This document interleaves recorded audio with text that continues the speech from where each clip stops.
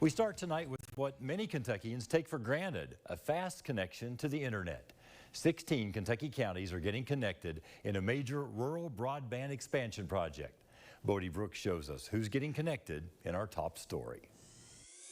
Two big things, access and affordability. Beneath the beauty of East Kentucky's mountains and hollers is a big problem that's made internet access hard to find. Sometimes it's not affordable, sometimes you just don't have access, and it's tougher. It's tougher to build a road into the mountains because it's just the mountains. I would say there's places where it would be over $100,000 a mile if you had to run it underground.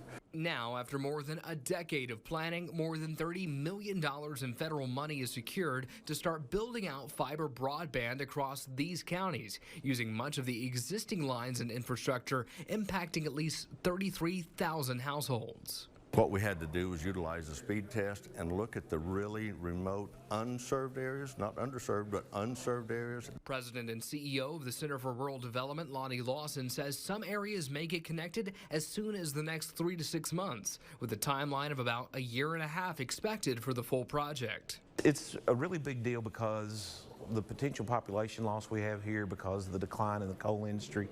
This is something that could be a replacement to help us attract and keep jobs here, and we need it. Senate President Robert Stivers says the state is projected a 10 to 40% population loss over the next 2 decades for much of East Kentucky unless there's more access to jobs. He says with this kind of investment, more people can choose a higher paying city job while working remote, with a connection that will soon be a lot more reliable.